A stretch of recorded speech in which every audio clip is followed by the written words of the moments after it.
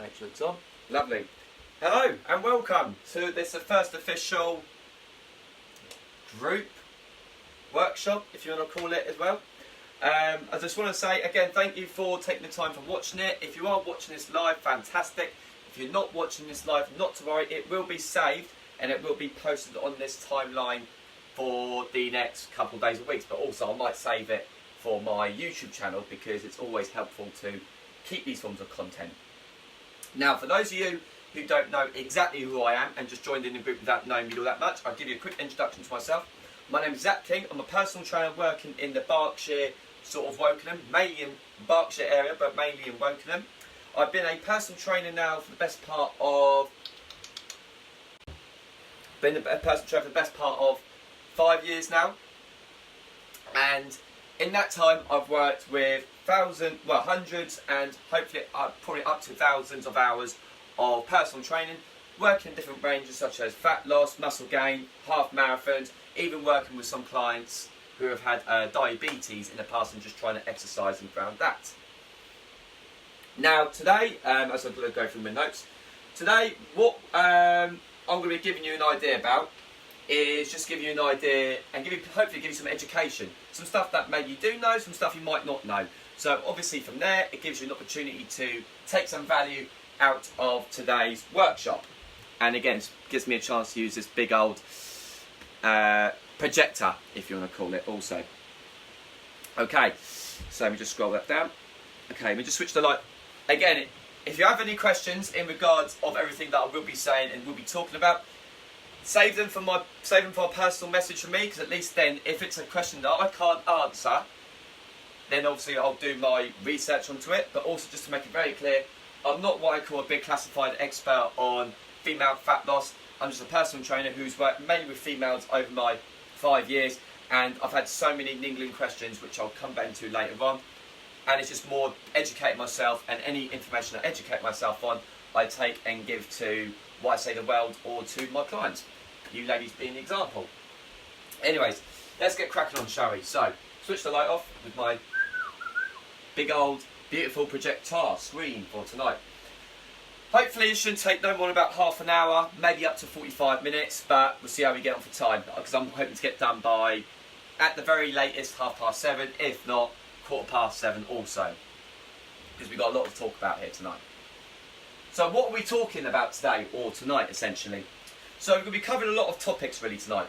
We're going to be talking everything about the menstrual cycling, about how to train, how to diet during your menstrual cycling. We're going to be talking about everything from PCOS, so we're going to be trying to go through the basics of PCOS, all based on my best knowledge. We're going to talk about amenorrhea and what that is, and oligomenorrhea, again if I can pronounce that right. We're also going to be talking about menopause in that lot, and then try and go through all the psychological and physiological aspects of the menopause. But again, it's just to try and give you some of the knowledge that I've learned over my time as a personal trainer, and then give to you ladies who are watching this. Also, if you do have Instagram or anything like that, and if it gives you any value, or if you can, it'd be greatly appreciated if you can screenshot me talking out of it and posting your stories, and then hopefully it gives me some traction, but also gives me a little bit of spotlight to know that I've made a little bit of an effort on putting together a slideshow that I've not done since 2004, 3, whatever year. What year I was in school, of course. So, I love this little quote. Women are the sole reason for the survival. Well, not of, but I meant before. But women are the sole reason for the survival of the human race. That's the main thing we really got to talk about in towards this one. Now, just going over to my notes for this one. Now, when we're looking at a woman's physiology, is solely responsible for the existence of the human race. Like, if women don't give birth, the human race won't exist. That is a fact. That is a fact on that one. When we are talking about, and that's why when women get pregnant, men don't. You know, myself being a man, well, I've not been pregnant yet, or don't realise I'm not going to get pregnant.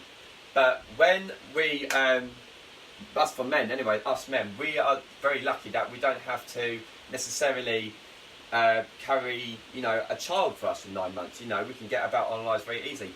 For yourselves, ladies, or any women for that matter, your physiological aspect changes over 9 months. There are probably going to be a lot of mothers watching this, so they can clearly relate in towards that.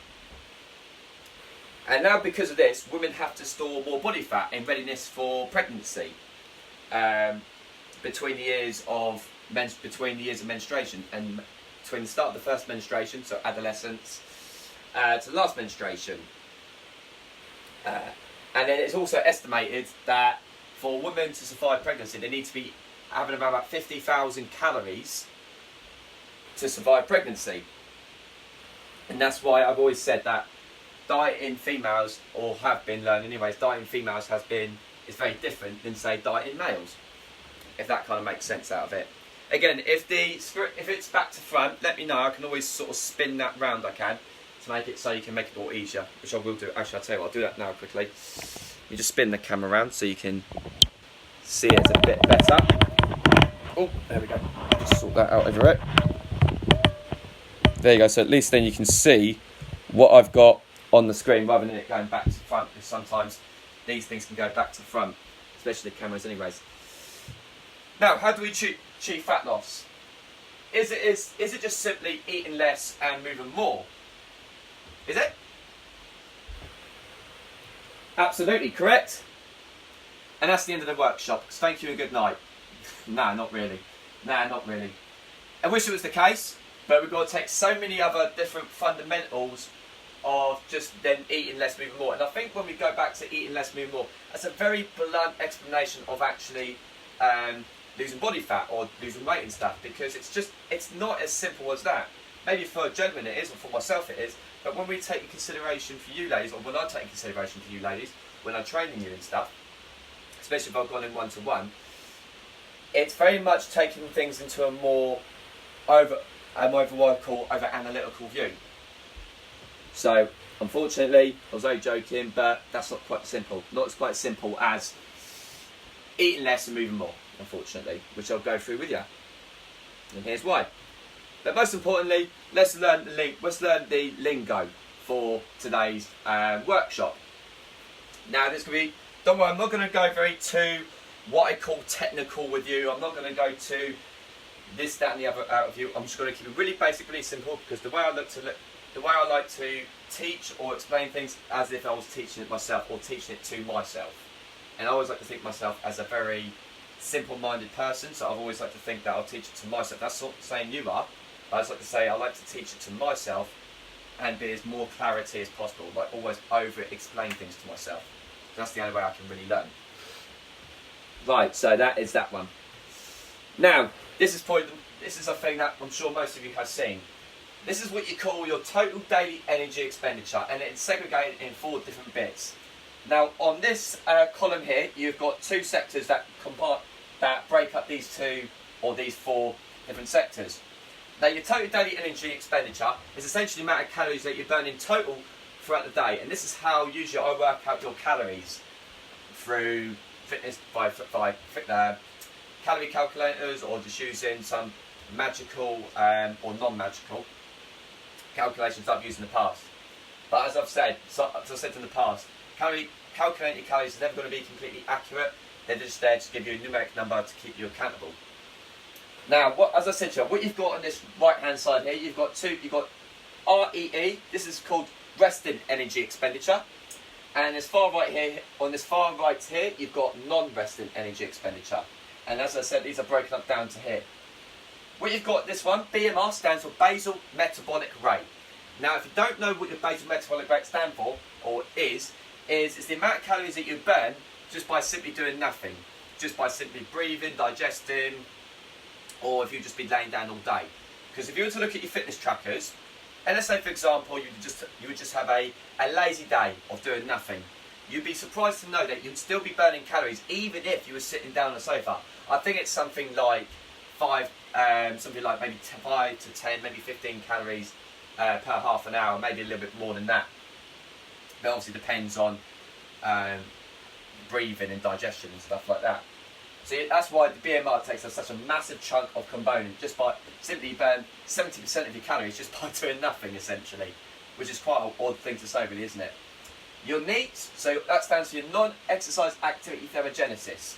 Now, the easiest way to think as your NEAT is simply what you've been doing for this past 10 days, 11 days, 12 days since you start to feel great in A, or working out your steps and stuff, is simply just doing your 10,000 steps. That is essentially increasing your NEAT. So increasing your steps is essentially non-exercise activity thermogenesis, or if you watch on social media, there's a big glorified thing called NEAT Up 24/7, which is just simply meaning get you to move more to help you make you lose weight quicker.